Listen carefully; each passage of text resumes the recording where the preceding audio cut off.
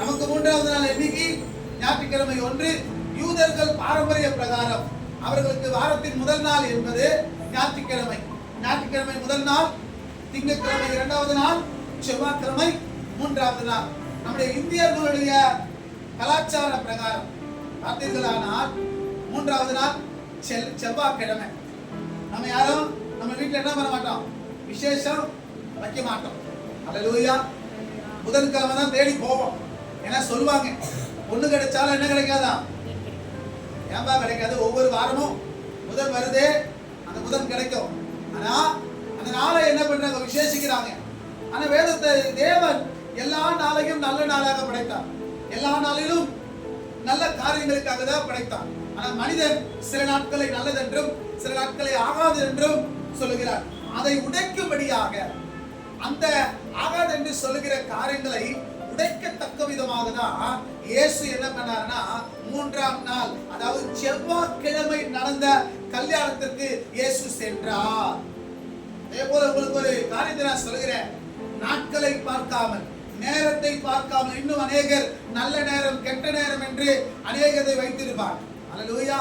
அப்படி நாட்களை பார்க்காமல், நேரங்களை பார்க்காமல், கர்த்தரை மட்டும் நீங்கள் பார்த்து ஆண்டவரை மட்டும் நோக்கி உங்கள் வீடுகளில் எந்த காரியங்களை நீங்கள் நடத்துவீர்களானால் கர்த்தர் அந்த இடத்தில் வெளிப்பட்டு, கானானூரில் கல்யாணத்தில் அற்புதம் நடந்தது போல உங்கள் வீடுகளில் நடக்கிற நிகழ்ச்சிகளில், உங்கள் வீடுகளில் நடக்கிற சுப காரியங்களில் ஆண்டவர் அற்புதம் செய்வார். உன் வாழ்க்கையில் இருக்கிற குறைவுகளை ஆண்டவர் நிறைவாக்குவார். உன் வாழ்க்கையில் இருக்கிற தேவைகளை ஆண்டவர் சந்திப்பார்.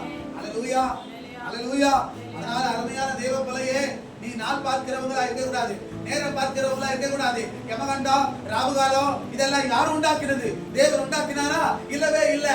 ஒவ்வொரு மனிதனுடைய எல்லா நேரங்களும் நல்ல நேரம் தான், எல்லா நாட்களும் நல்ல நாட்கள் தான். ஆனா மனிதன் தான் ஒவ்வொன்றுக்காக பிரிவு ஏற்படுத்தி அதனால அது தவறான உபதேசத்துக்குள்ள போய் கொண்டிருக்கிறார். இங்க வேதம் சொல்கிறது, மூன்றாவது நாளில் ஆண்டவர் கானானூரில் நடந்த கல்யாணத்துக்கு போனார். அல்லேலூயா.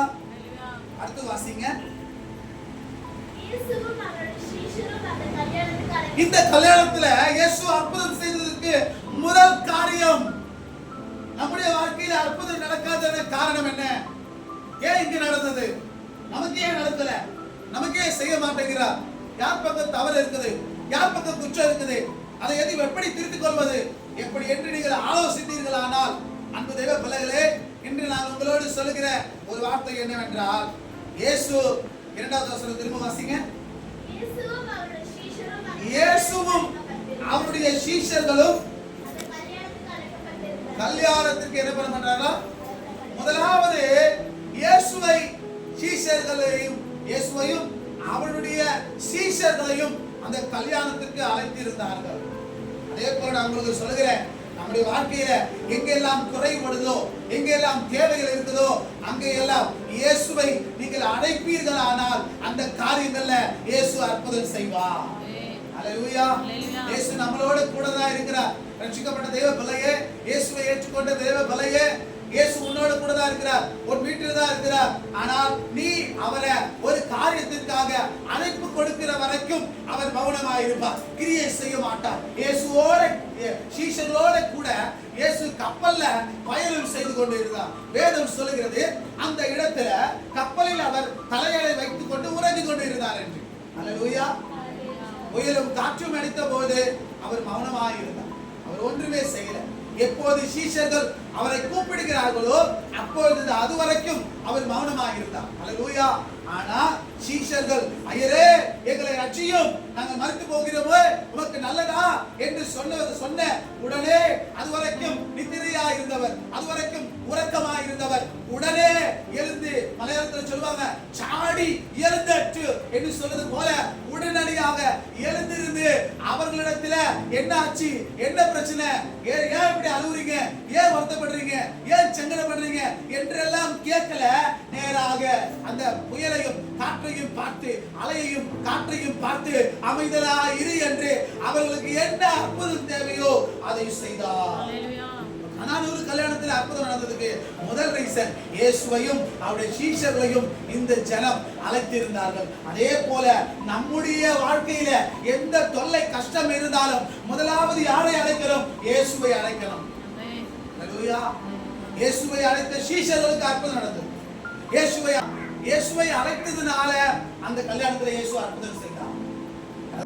ஹalleluya. இயேசுவை ஸ்தோத்திரம், துதிக்கிற நல்ல பிதாவே, இந்த ஆண்டவரே காணொளி வாயிலாக இந்த செய்தியை கேட்ட ஒவ்வொரு பிள்ளைகளையும் நான் ஆசீர்வதிக்கிறேன். ஆண்டவரே, உம்மை அழைத்தால் தன் வாழ்க்கையில் நடக்கும் அற்புதங்கள் எப்பேற்பட்டதாக இருக்கும் என்பதை ஆண்டவரே இந்த பிள்ளைகள் இந்த செய்தியின் வாயிலாக சிலதை அறிந்தார்கள்.